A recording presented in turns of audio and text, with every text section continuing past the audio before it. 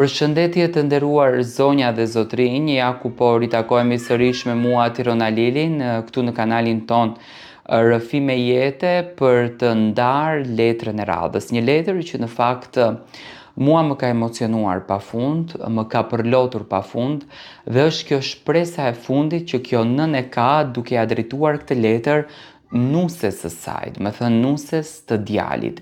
Ndoshta kemi dëgjuar letra të tipit që vjerat kanë qenë pak të mërzitura, ndoshta edhe janë shprehur në një tonalitet pak të ashpër me nuset, po kjo letër që do të dëgjoni nuk ka të bëjë me atë. Bi, po ta shkruaj këtë letër jo me zemërim, por me dhimbje. Ka menduar gjatë nëse duhet t'i hedh në letër këto fjalë apo t'i mbaj brenda vetes deri në fund të jetës time. Por vitet po kalojnë, flokët po më zbardhen dhe zemra po më rëndohet çdo ditë e më shumë. Ndoshta ti nuk e di kush kam qenë unë para se të bëhesha vjera jote. Për ty jam vetëm nëna e burrit tënd. Por para se ti isha kjo, isha një vajzë e re që ëndëronte, një grua që luftonte me jetën dhe një nën që sakrifikoi gjithçka për fëmijët e saj. Kur linda djalin tim, mjekët më thanë se nuk do të mund të bëja më fëmijë. Ai ishte gjithçka që kisha. Për të punova ditë edhe natë. Kam larë shtëpi të huaja, kam mbledhur ullinj, kam punuar në ara dhe kam kaluar net pa gjumë që ai të mos e ndjente mungesën e asgjëje. Kur ai ishte i vogël dhe sëmurej, unë rija zgjuar pranë krevatit të tij. Kur nuk kisha bukën për vete, i alija ati, copën e fundit, t'i mbirit. Kur dëshironte një palë këpucë të reja, unë vishja të njëjtat këpucë të vjetra edhe një vit tjetër. Ai ishte krenaria ime dhe kur u rit, erdhe ti në jetën e tij. Ditën që të solli në shtëpi, zemra më rihte fort. Mendova se Zoti më kishte sjell një vajzë, sepse unë vajzën nuk pata kurrë. Mendova se do të qeshnim bashk, do të pinim kafe bashk dhe një ditë do të më thërisnje, oj nën. Por në të vërtetë, gjërat nuk ndodhen ashtu. Që në fillim ndjeva një mur mes nesh. Kur flisja, ti nuk më dëgjoje. Kur të jepja një këshill, ti e merrje si një sulm. Kur përpiqja të afroheshe, ti largoheshe. Nuk haroj ditën kur erdha në shtëpinë tuaj me një tepsi byrek që e kisha bërë me duart e mia. Kisha kaluar gjithë mëngjesin duke e përgatitur. Ti e more pa më parë në sy dhe e vendose mbi tavolinë pa më thënë as faleminderit. Ndoshta për ty ishte një gjë e vogël. Për mua ishte një plagë. Plagët e zemrës në të vërtetë nuk duken. Ato grumbullohen një ditë pas tjetrës. Një fjalë pas tjetrës, një përbuzje pas tjetrës. Kam qarë shumë net në heshtje. Jo sepse më mungonin parat. Jo sepse isha e sëmur. Por sepse djali im po largohej nga unë çdo ditë. Fillova ta shihja më rrallë, telefonatat u bën më të shkurtra, vizitat pothuajse u zhdukën krejt. Sa herë telefonoja më thoshte se ishte i zënë. Por në rrjetet sociale e shihja duke shëtitur, duke qeshur dhe duke kaluar kohën me të tjerët. Dhe unë e pyesja veten, çfarë kam bërë gabim?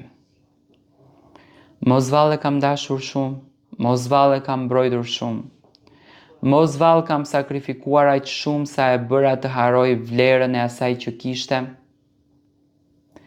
Ti ndoshta mendon se një nën duhet të hesht, se një nën duhet të pranoj gjithçka, por edhe nënat në thelb lodhen, edhe nënat lëndohen, edhe nënat kanë zemër. Një ditë dëgjova diçka që ma theu shpirtin. Djali im më tha, duhet të na lajmërosh para se të vish. Fjalë normale për shumë njerëz, por jo për nënën. Sepse unë nuk hyja në atë shtëpi si e huaj. Aty jetonte gjaku im, aty jetojnë fëmia që kisha mbajtur në bark për 9 muaj. U ktheva në shtëpi dhe atë ditë qava si fëmijë. Më dukej sikur po humbisja djalin tim ndërsa ishte ende i gjallë. Nuk po ta shkruaj këtë letër për të të akuzuar në asnjë mënyrë. Ndoshta ti ke vuajtur, ndoshta edhe ti ke pasur frikën, ndoshta edhe ke menduar se unë do ta merrja djalin tim nga ti. Por një nën nuk konkuron me gruan e djalit. Dashuria e nënës dhe dashuria e bashkëshortes janë dy gjëra krejt të ndryshme.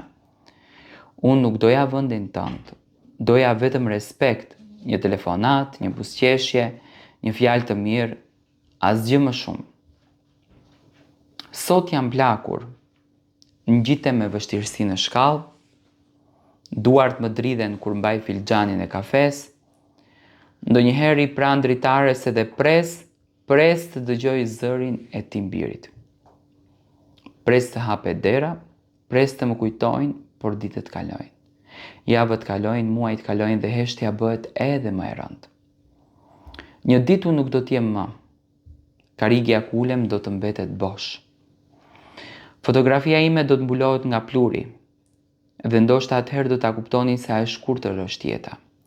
Ndoshta atëherë do të kujtoni se ishte një grua e moshuar që nuk kërkonte pasuri, nuk kërkonte dhurata dhe nuk kërkonte favore. Kërkonte vetëm pak dashuri, pak respekt, pak njerëzi. Bi, nëse dëgjon këtë letër, dua të dish se zemra ime nuk ka urrejtje për ti. Dhimbje po, mall po, lot po, por urrejtje jo. Sepse urrejtja nuk ndërton asgjë. Unë ende lutem për ju. Lutem që familja juaj të jetë e lumtur, lutem që fëmijët tuaj të mos ju trajtojnë një ditë ashtu siç më trajtuat ju mua. Dhe lutem që para se të jetë vonë, të kuptoni se respekti ndaj prindërve nuk është detyrim, është bekim. Nëse një ditë do të trokas në derën tuaj dhe flokët e mi të jenë krejt të bardhë, mos më shihni më si barë. Shihni gruan që sakrifikoi jetën për të rritur burrin që ti në fakt e ke pranë usja ime. Përshëndetje zonja dhe zotrin, përshëndetje të dashur miq. Ja ku po ritakohemi sërish me mua Tirona Lilin, pikërisht këtu në kanalin Rrëfi me jete për të ndarë letrën e radhës. Letrën ma ka shkruar një vajzë e cila është 32 vjeçe, quhet Elena. Elena po kalon shumë vështirësi në jetën e saj, po kalon shumë momente të trishta dhe ka ndarë me ne një dhimbje të madhe që në fakt të dhimbje e ndan edhe me gjithë publikun. Unë quhem Elena. Sot jam 32 vjeçe dhe po e shkruaj këtë rrëfim me duart që mua më dridhen. Nuk e di nëse njerëzit do të më gjykojnë apo do të më kuptojnë, por kam vendosur të tregoj të vërtetën time, thot Elena.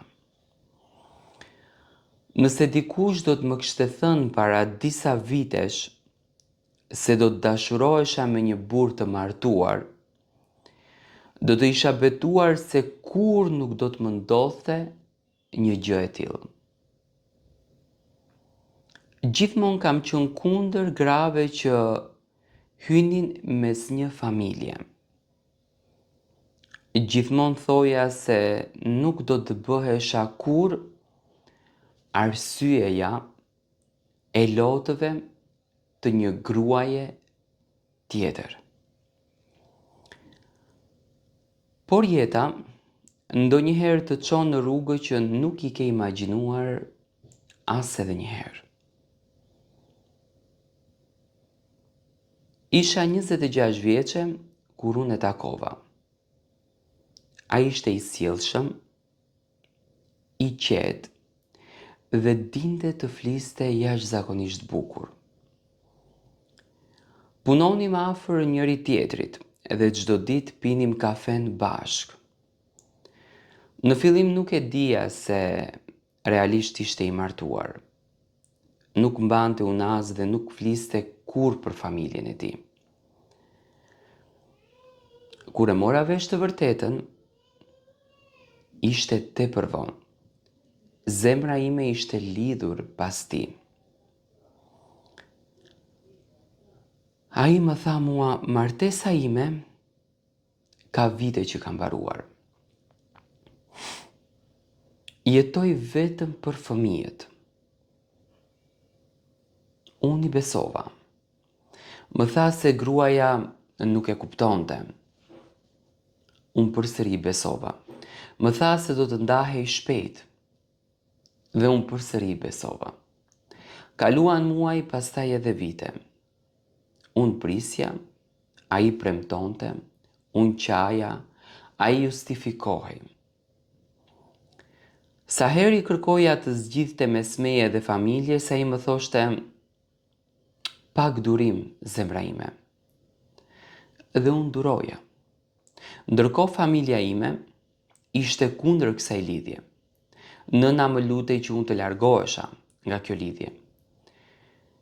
Një burr që të tradhton dhe tradhton gruan e vet, nesër do të tradhtoj edhe ty. Por dashuria mua më kishte verbuar. Nuk dëgjoja askënd. Dhe një ditë ai më tha se kishte probleme financiare, se biznesi i tij po falimentonte dhe kishte nevojë urgjent për disa para. Fillimisht i dhash kursimet e mia. Ishin parat që i kisha mbledhur për vite të tëra. Ai më premtoi se do të mi kthente dhe nuk mi ktheu kurrë. Pastaj kërkoi përsëri. Më tha se nëse nuk e ndihmoja, do të humbiste gjithçka. Më tha se e ardhmja jon varej nga ato para. Dhe unë përsëri i besova. Kur kursimet mbaruan, ai më bindi që unë të merrja kredi. Po, kredi.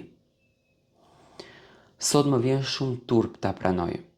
Shkova në bankë dhe firmosa dokumente që mezi i lexova. Mendova se po ndërtoja jetën me njeriun që unë e doja. Në të vërtetë, unë po ndërtoja burgun tim financiar.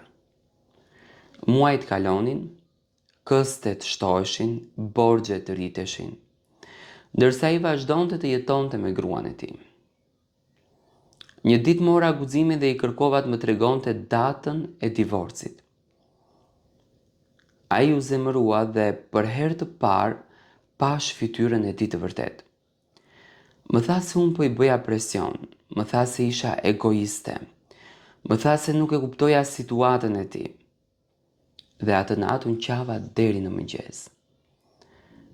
Por përsëri nuk u largova. Isha bërë e varur nga premtimet e tij. Mendoja se një ditë gjithçka do të ndryshonte.